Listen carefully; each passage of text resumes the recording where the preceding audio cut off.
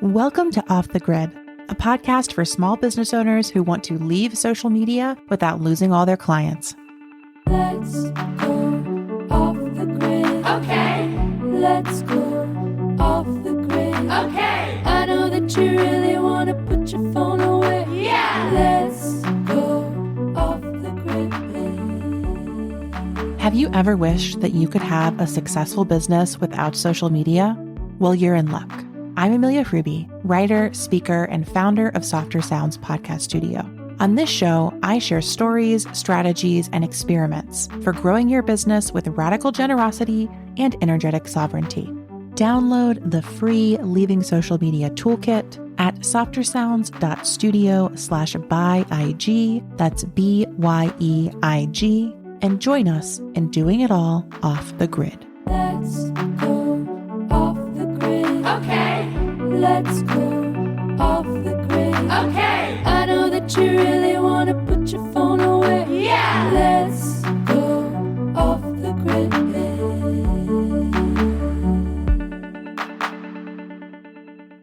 Hello, and welcome to Off the Grid, a podcast about leaving social media without losing all your clients. Or, as I like to think about it, a creative marketing podcast about sharing our work, making some money, and changing the world with energetic sovereignty and radical generosity. I'm your host, Amelia Fruby. I am the founder of Softer Sounds Podcast Studio, the co-founder of the Lifestyle Business League, and today I am super excited to be here for our Season 2 finale. In this final episode of the season, we are going to dive deep into the exciting, challenging, maybe a little existential question of, am I a business owner or an artist or something else entirely? But before we take that journey together, I wanted to take a moment to thank you for being here, to reflect on everything that's happened in season 2 of the show, and to give you a little sneak peek, a heads up at what's coming for you, lovely Off the Grid listener, in 2024 in season 3. I've got some fun things up my sleeve, and I want you to get excited about them. So let's take a quick 5 to do all of that, and then we will dive into today's episode. First things first, I want to thank you for being here. And when I say thank you, I mean you, the singular, uniquely wonderful, amazing person who is listening to this right now. I'm not using the collective you, I'm using the singular you. Thank you for being here. Thank you for listening to these episodes. Thank you for showing up for yourself, for your work, for your business, for your practice. Thank you for continuing to believe that you can be successful without social media, or at least for continuing to ask the question, to hold space for the possibility for yourself. Thank you so much. I am humbled by how many people have heard these episodes from season 2, and I want you to know that I am truly always thinking of you while I come up with episode ideas, while I'm recording, while I'm writing the show notes, while I'm making the emails. I really think of this as a dialogue, and I'm so grateful that it gets to be one because so many of you are reaching out, you're writing to me, you're joining the interweb, you're telling me what's happening in your businesses and your lives so that I can better support you on this show. And that means so much to me. And I can't say thank you enough. So thank you, thank you, thank you, thank you, thank you. Thank you one more time. If this is your first episode, I want to tell you all about what happened in season 2. And if you've already heard every season 2 episode, let's recap together. We kicked off the season with an episode on the 5 stages of leaving social media, where I looked back at my 2 years off of social and reflected on the stages of that journey.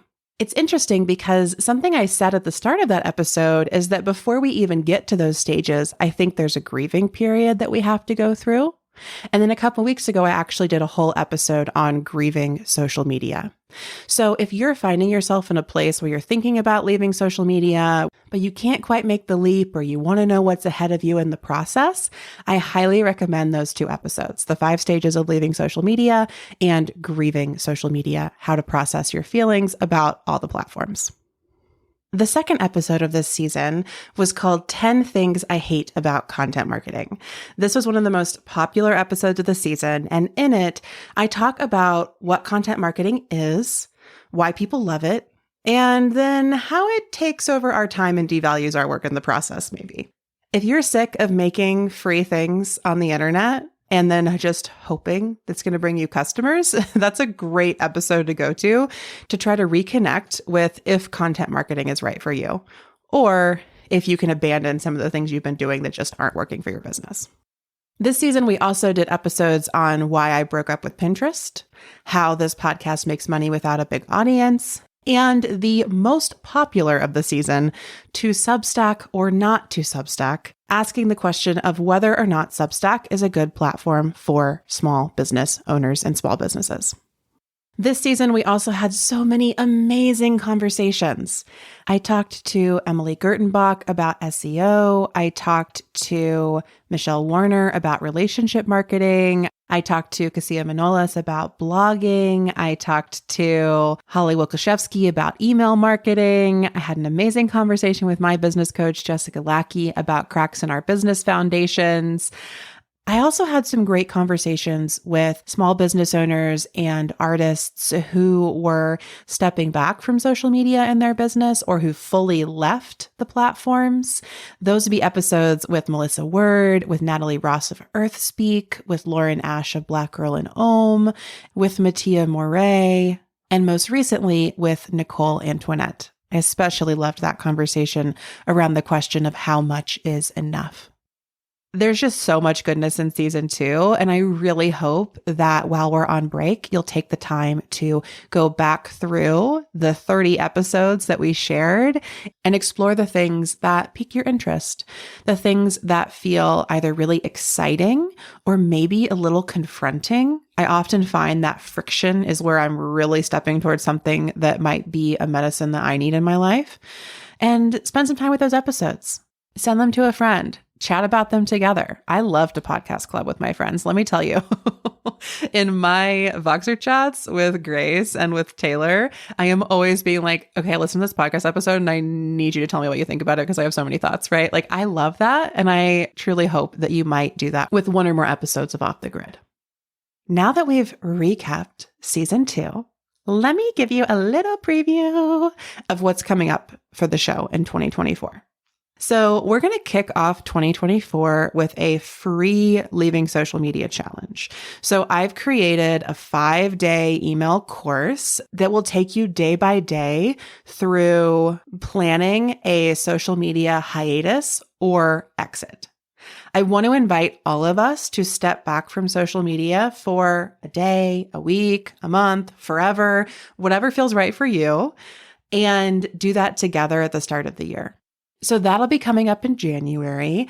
There will be an episode of the podcast to share when it's live, and then you will be able to join the challenge anytime that month. It will be free for the month of January, and then it will be included inside the interweb in an ongoing way.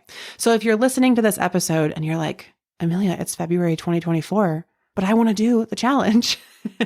That's beautiful. You can join the interweb and you'll find the link in there to sign up and go through it on your own time. So once again, thank you for being here. Thank you for listening to season 2 of the show. Thank you to all of my interwebbers who have joined our membership. I can't wait to see you on the live calls next year. I'm so grateful for you and how you help me keep making this show. And I can't wait to support you in return. I've heard from so many of you about your beautiful radical businesses, and we're just going to have such a good time next year, growing and evolving and resting together. All of that shared. Are you guys ready to dive in to our final episode of season 2? I mean, we already dove in, but are you ready to dive into today's topic? I think it's time to talk about this question of, am I a business owner or an artist or a secret third thing?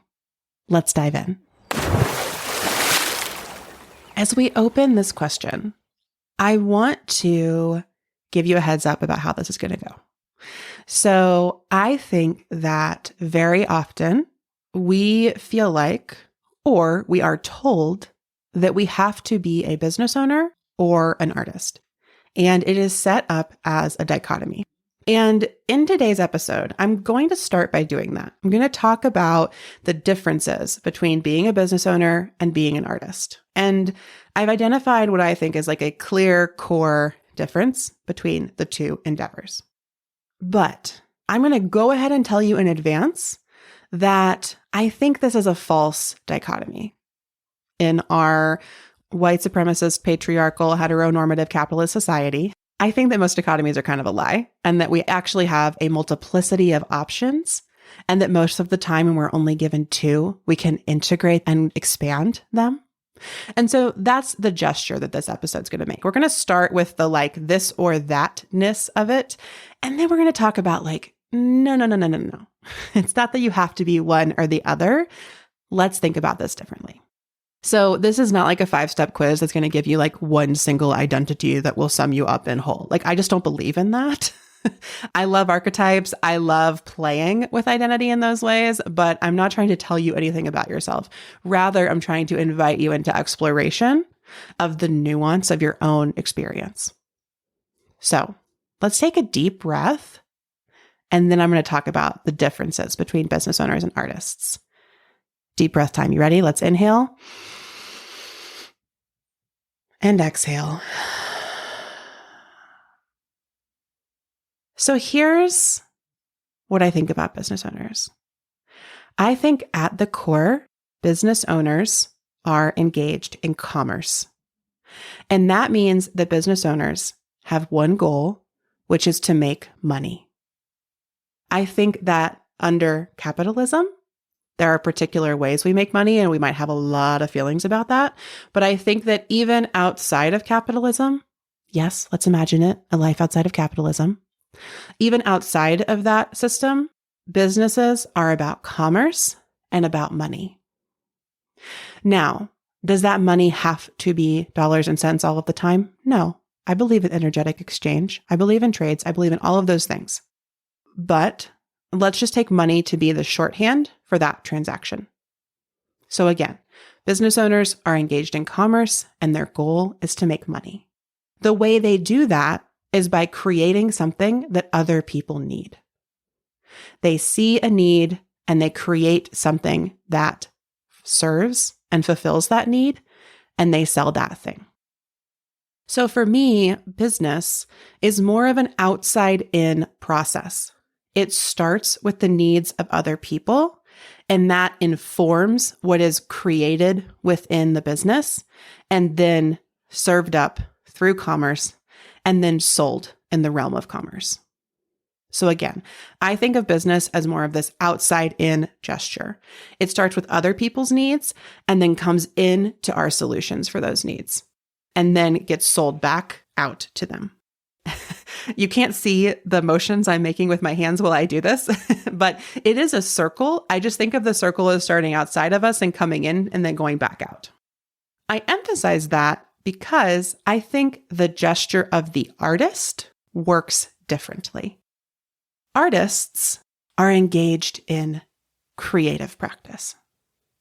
And they also have a goal. And I think the goal of the artist is to create the work, whether that be writing, painting, sculpting, quilting, dancing, hosting, podcasting. I think that artists are expressing a creative impulse and bringing it from inside of them to out in the world. So where the business owner started with that need that was out in the world and then brought that in to come up with a solution and then sold it back to the world, I think that artists are often starting with an inner creative impulse, and then their entire work is getting that out into the world. And then the response, the discussion, the discourse around the work is what comes back in and fuels them. So again, we still have this reciprocal gesture, but for the artist, it's an inside out process. And for a business owner, it's an outside in process. So I kind of think of it as a circle both ways, but like one is going clockwise and one is going counterclockwise. Now, you may be listening to this and being like, Amelia, that's not how my art practice works at all. Or Amelia, my business is not about other people. Like, that's fine. I don't really need you to agree with me wholeheartedly. In fact, I invite your creative and business manifestos telling me all the reasons I'm wrong. All I'm really trying to get at is a way to simply describe the tension that we feel between being a business owner and being an artist. And I think a lot of that tension comes from this difference between outside in and inside out. Because here's the trouble. Here's why the tension exists. There's a tension because most of us want to make the work. We want to be the artist and we want to make the money. We want to be the business owner. And so being a business owner and an artist is in tension when we want to make the work and make the money. When our artist self wants to create from the inside out, and our human living under capitalism self needs to make money from the outside in, right? Like this is where we can get caught. It's like you can't go clockwise and counterclockwise on the circle at the same time, can you? Let's hold that question open for a moment. I'm not here to offer you a quick fix for this tension, but there are a lot of ways that I see people, myself included, handling it. I see some folks work a day job and make their art on the side. I see other folks work a service job and make their art on the side. I see people work a job for a while and then leave that job and go to grad school for a period of focused art making. I see other people work jobs for a while and then leave those jobs and just have a period of solo retreat for their art making, or work long enough to get a work sabbatical and use that for their art making. I see others who run a non-artist self business that pays the bills, and then they make their art alongside but separate from that. There are a lot of tactics for how to be an artist and a business owner side by side. But what if side by side isn't enough, right? What if we want to integrate more deeply? Because most of the people that I meet through this show want to be full-time creators, meaning they want to give their full focus to and make their full income from creating their work. Whether that be their writing, their painting, their sculpting, their knitting, their quilting, their dancing, their hosting, their facilitating, their podcasting. They want that to be the thing they do. They want it to be their art and their business. They want to be an artist and business owner in the same work at the same time. And this is a beautiful dream. And it's one that I want to support us all in working toward. But I think that one piece of it then might be a mindset shift. And this is where I'm going to break down this dichotomy that I've established, right? I told you I was going to do it. Here we go. So rather than feeling like we can't go clockwise and counterclockwise at the same time, rather than feeling like we're stuck on these two side-by-side tracks that are just slowly draining us of all creative energy. Maybe I'm projecting a bit there, but okay. Rather than feeling that way, we can understand the relationship between business and art differently. One way I see people do this is to say something like, business is art, or my business is a work of art, or my business is my art practice. And I think that works. I love hearing people explain that. But I actually want to just take us out of the language of business and art altogether and relocate this conversation somewhere differently that's just been so helpful for me. So I think at its core, business and art are actually about being of service. And this is a conversation I have been having with my collaborator, Grace, over the course of the year. And it's largely come through us reading this book that I want to highly recommend to you called Unreasonable Hospitality: The Remarkable Power of Giving People More Than They Expect by Will Guidara. Will is a former co-owner of 11 Madison Park, which is a much lauded restaurant. He is also married to Christina Tosi, who you might recognize of Milk Bar and MasterChef fame. And in the book, he talks about his experience in the hospitality industry and learning how to exceed people's expectations and how to lean into excellence by focusing on both service and leadership. And this book, Unreasonable Hospitality, also makes an appearance in a show that I really like called The Bear. So let me tell you how it shows up there, and then I think that will make this connection I'm trying to draw between art, business, and service a little more clear. So The Bear is a show about a group of people running an Italian beef spot in Chicago. And the chef of that restaurant grew up working in the restaurant and then left and went to train in fine dining establishments all over the world. And then he's come back to take over the restaurant after the death of his brother. And so he's coming back to this Italian beef spot and everyone's grieving and no one's talking about it. And they're all really struggling. And in the second season of the show, the chef, Carm, gets one of the workers there, Richie, who was Carm's brother's best friend. He gets Richie an opportunity to stage in one of the best restaurants in Chicago. And that just means that Richie's going to go work there for a week. And when Richie goes and works at this restaurant, there's this whole scene where he is drying forks. The forks have come from the dishwasher and he needs to dry them and make sure they are like polished for the diners. And Richie is chastised by the people that work there for not cleaning the forks, not making sure that they are properly polished. And he kind of comes back at them with this sort of like, who the fuck cares? And to that, the person that he's working with and for explains to him how important that work is to everyone in the restaurant. Because what they care about is providing service of the utmost quality so that everyone has the best possible experience there.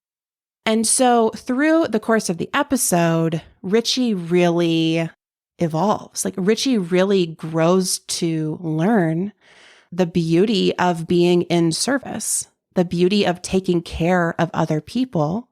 And through that, he is then able to learn how to better take care of himself.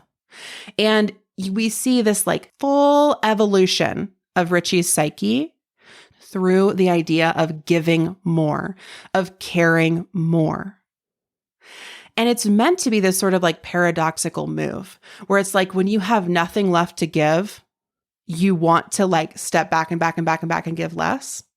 And through unreasonable hospitality, which Richie reads in the show too, through unreasonable hospitality, we actually learn to take those moments where we have nothing left to give and to give more.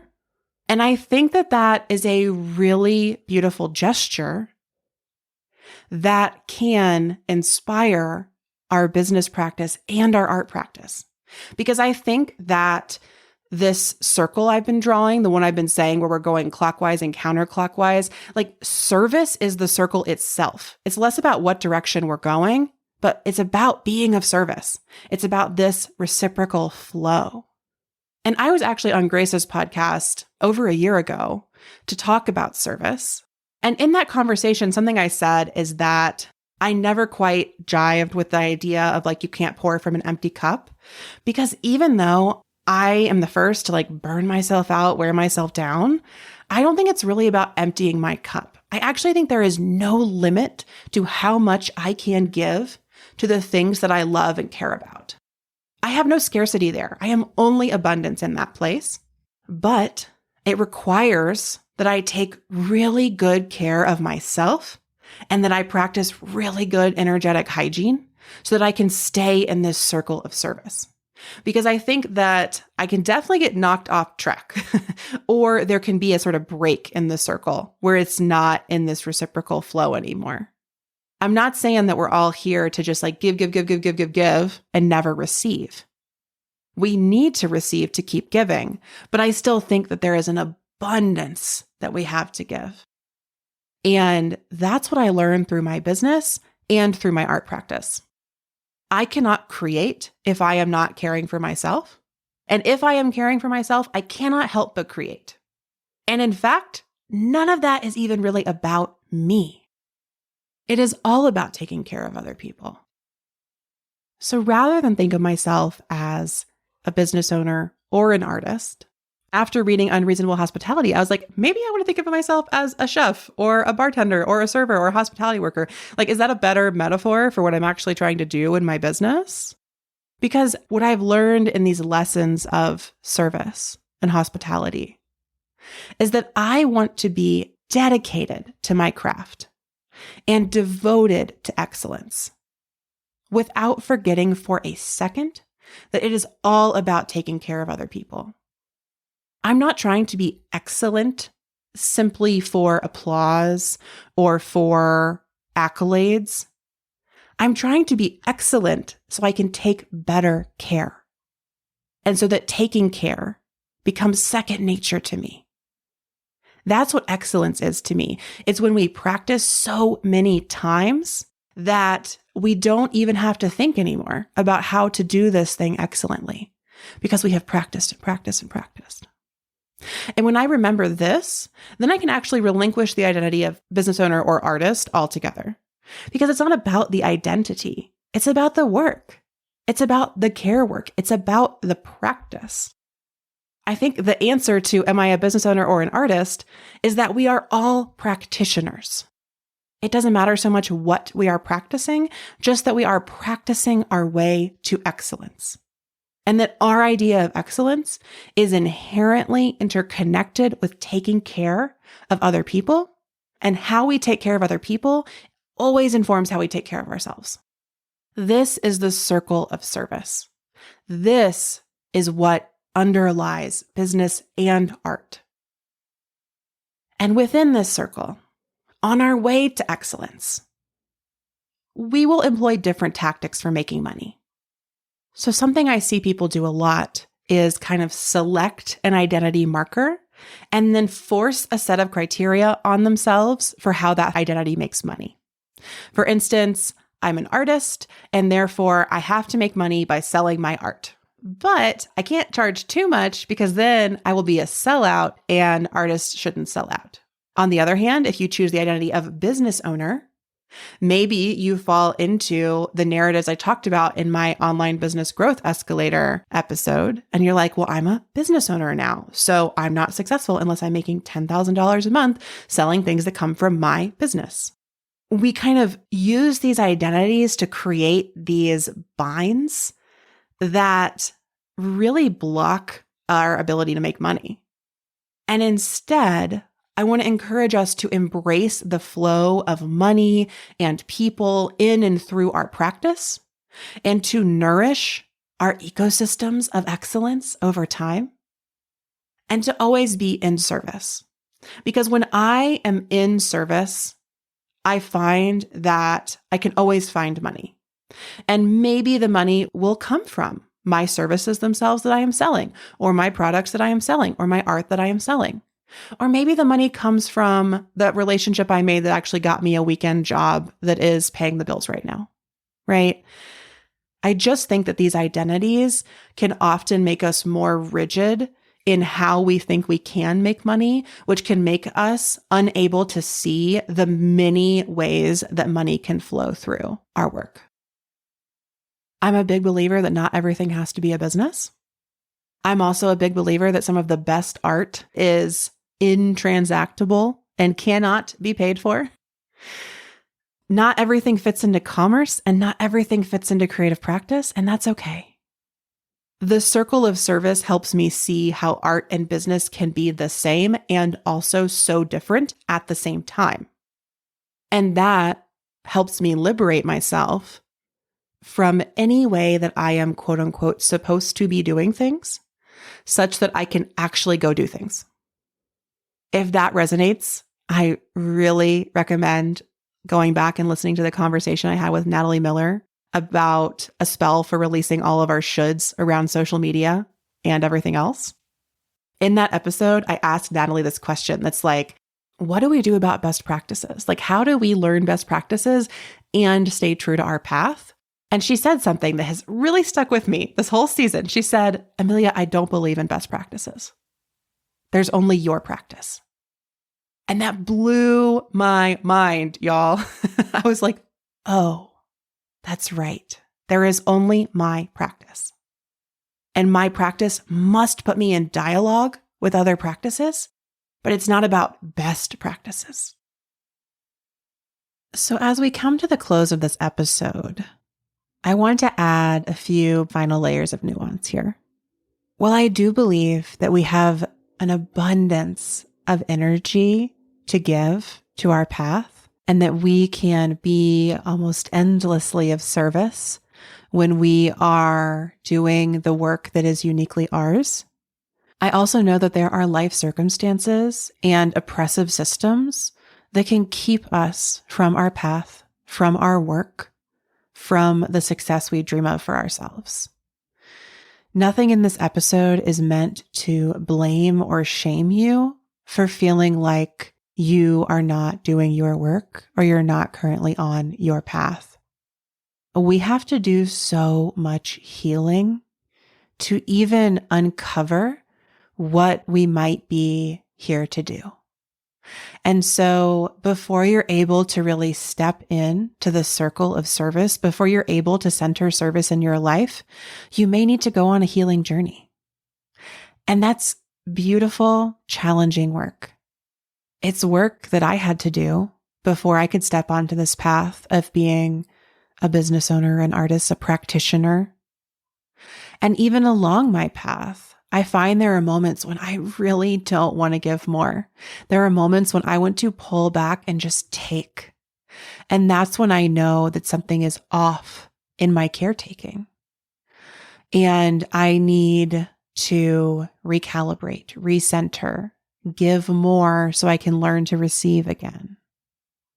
But normally, that starts with me just being kind of like pissed off and mad every time people ask me for something. Like, it's not like I'm a serene, angelic person, right? Like, no, I just get really resentful. And then I'm like, oh, I'm off the path. I'm not centering service. This is not a hospitable environment. And I recalibrate. So if you heard me talk about giving more and you bristled, or you were like, absolutely fucking not, Amelia, that's okay. There's probably some healing for you around giving and receiving. And I'm cheering you on in that journey. Another touch point here that I had to do a lot of healing around was the idea of excellence. For a long time, I felt the only way to be excellent was to be perfect. And I had to do a lot of work around perfectionism to let that go and to realize that what makes something excellent is the humanity embedded within it. It is the beautiful moments of imperfection that make something so excellent. That's why a piece of music can be performed so many ways and be excellent in so many different forms, because so many different people performed it. They brought their own humanity to it, embedding imperfections along the way. And I think that for a long time, I thought that if something wasn't perfect, then it was a failure. Or I thought that the only way I could do things was like haphazard and horrible or perfect. And I've really had to unravel that and learn that my humanity can come with me along the journey to excellence. And that, in fact, it has to be present in the excellent things that I create. It is what makes them excellent. So this episode, as the season finale of our second season of Off the Grid, is intended to inspire you to take care, to be of service, to be in service, to create your work, to embrace commerce, and to remember that you have to do things your way. Following someone else's 10-step plan will only take you off your path. That's why I don't teach one. There is no 10-step plan. I mean, I guess there is like a 5-step plan to leaving social media, but that's like a technique. It's not the path.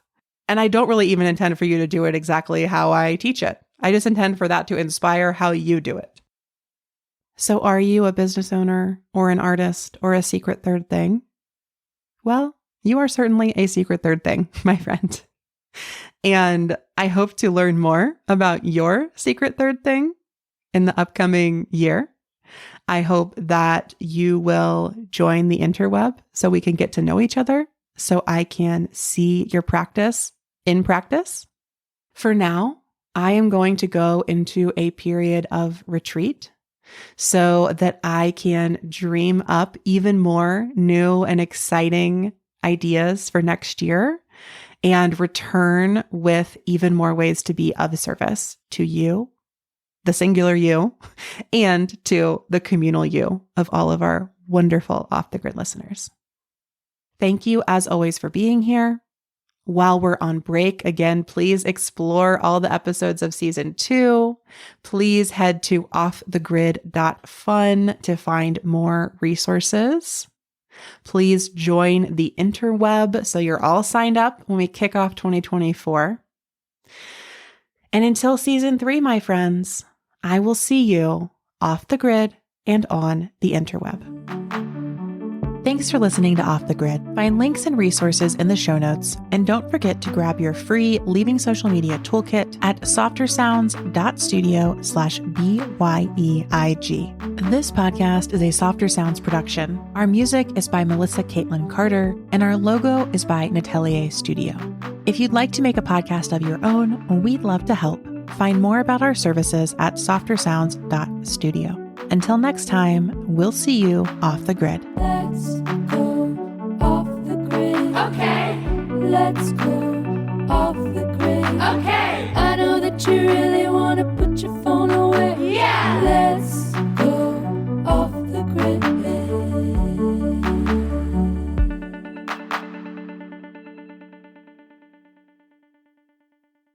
Hey friend, Amelia here, chiming back in post-outro, because if you liked this episode, I bet that you will love the interweb. The interweb is an annual membership for creatives, artists, small business owners, entrepreneurs, and creators who want support sharing their work and making money off social media. When you join, you get access to on-demand courses taught by biz friends across the internet and quarterly live events with me and the interweb community. The courses teach you how to build foundational business skills and cultivate creative marketing practices. And the events offer real-time togetherness and guided support so you feel less alone in your journey. Whether you want to leave social media or not, the interweb is your place to go for guidance and support growing a softer, more successful, more sustainable business that doesn't rely on Instagram or TikTok or Facebook or X or any other social media platform. It's fun, it's affordable, and it's full of amazing resources. Head to the link in the show notes to learn more about it, and I truly hope to see you at one of our live events. Until then, I will catch you off the grid and on the interweb.